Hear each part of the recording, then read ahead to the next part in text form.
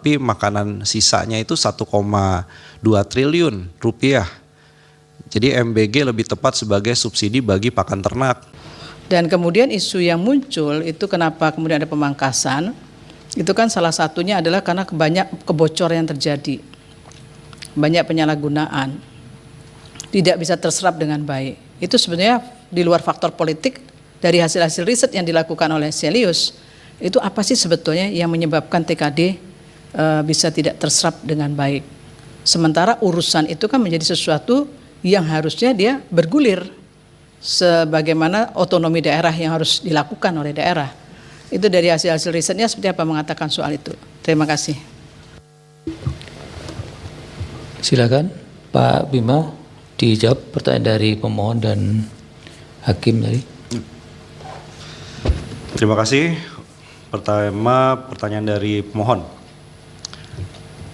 Jadi begitu ada rencana pembangunan prioritas nasional seperti MBG dan KDMP, itu sebenarnya dampak berganda pada ekonomi itu lebih banyak negatif. Ini kalau kita lihat dari hasil studi. Betul, pertumbuhan ekonomi di triwulan pertama itu tinggi sekali, 5,6%. Tapi kalau kita cek, ini ada yang sifatnya sangat temporer. Contoh, sektor konstruksi itu pertumbuhannya naik, tapi kenapa pertumbuhan KPR, cicilan perumahan, apartemen itu rendah? Setelah dicek, ini kaitannya dengan buat Kopdes Merah Putih karena butuh bahan-bahan konstruksi. Jadi jasa konstruksinya naik, pembuatan SPPG di 27.000 titik itu butuh bahan konstruksi. Tapi pertanyaannya adalah, apakah model dari pembangunan nasional yang ditarik begitu ya, disentralisasi untuk program-program itu, apakah efeknya akan panjang? Ternyata tidak.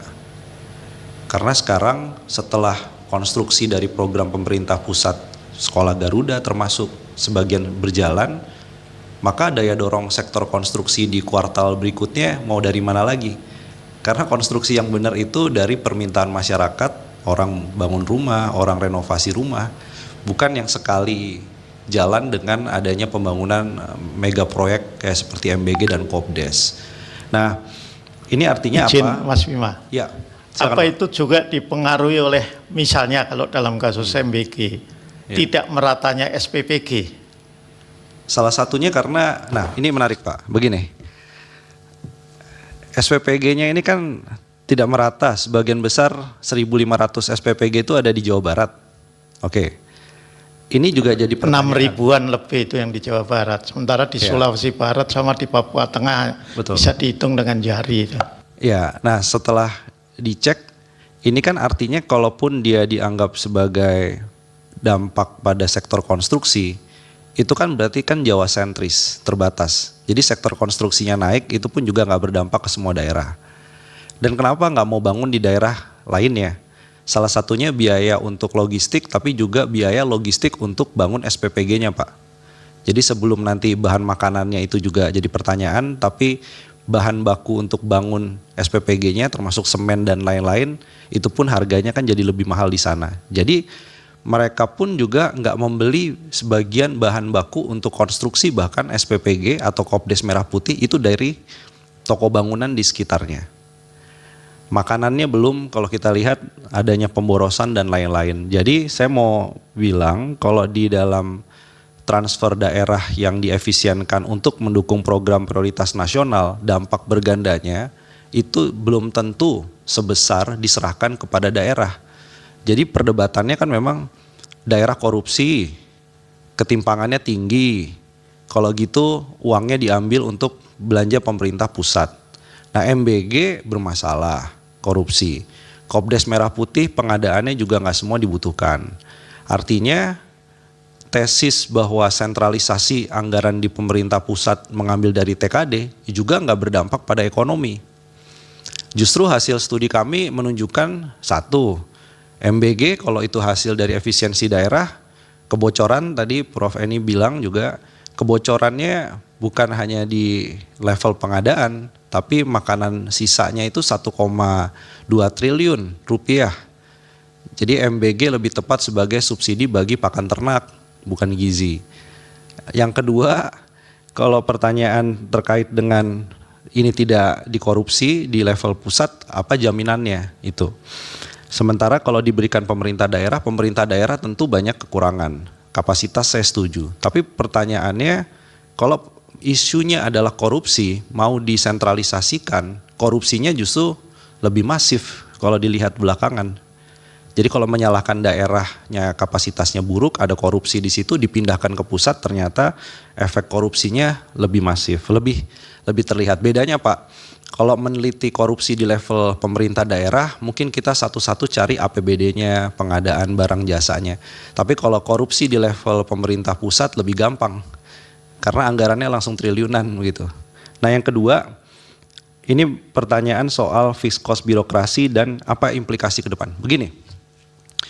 Saya ngelihat sebenarnya beberapa pemerintah daerah ASN-nya itu sebagian kan sudah nggak bekerja karena memang nggak ada pos alokasi anggaran. P3K-nya tiap hari kan bertanya pada pimpinan daerah, pada sekda, ini kontrak kami diperpanjang atau enggak. Jadi bayangin Pak, bekerja tanpa ada kerjaan bagi ASN, yang satu lagi bagi P3K tidak ada kepastian apakah dilanjutkan atau tidak. Nah ini artinya konsekuensi pemerintah daerah, satu, dia tetap mempertahankan dengan 30% tadi, otomatis akan terjadi pengurangan P3K signifikan. Yang kedua, efeknya apa? Ini saya cek konsekuensi ke utang daerah. Jadi ada fenomena, utang pemerintah daerah jangka pendek itu terus naik pasca pandemi, sekarang 58,2% dari total belanja. Dari total jenis utang pemerintah daerah. Ini artinya akan ada permasalahan cash flow ke depannya kalau terus-menerus dilakukan efisiensi tapi nggak tepat sasaran. Yang kedua, belanja pemerintah daerah bukan hanya ke belanja pegawai, tapi implikasinya sekarang sudah pada belanja modal. Artinya tadi ada pertanyaan, kalau diserahkan kepada daerah harusnya kan untuk infrastruktur, untuk belanja modal, untuk UMKM dan lain-lain. Enggak juga Pak. Hari ini pemerintah daerah porsi dari belanja modal dan subsidi itu dalam 6 tahun terakhir itu terus mengalami penurunan juga. Jadi posisinya sekarang bukan biner TKD dikurangin untuk belanja pegawai, kemudian disisihkan untuk belanja modal dan belanja subsidi. Enggak begitu, yang terjadi adalah tiga-tiganya kelompok belanja ini turun karena diserahkan kepada pemerintah pusat. Nah pertanyaan yang terkait dengan desentralisasi dari Pak Asrul Sani tadi, ini Pak,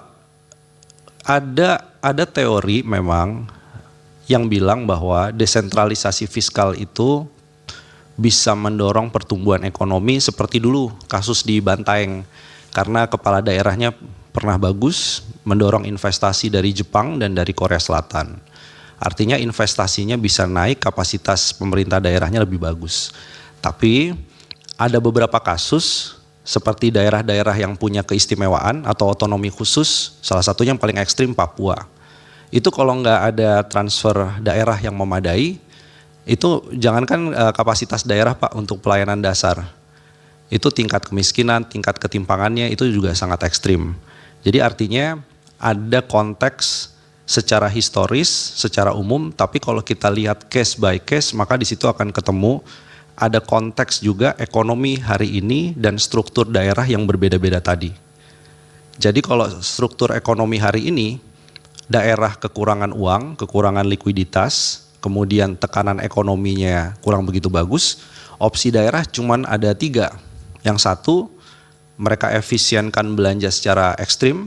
Yang kedua, kejadian seperti Pati itu akan berulang lagi di banyak daerah.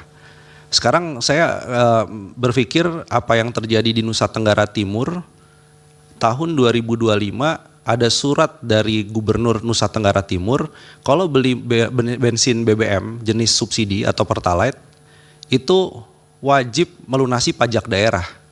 Ini kan 2 rezim yang beda. Nggak ada hubungannya kan, BBM subsidi ini kan urusannya Kementerian SDM. Pajak daerah kendaraan bermotor urusannya memang pemerintah daerah. Tapi kalau itu disatukan sebagai salah satu kebijakan daerah, nah ini menurut saya udah nggak karuan kemana-mana nih Pak.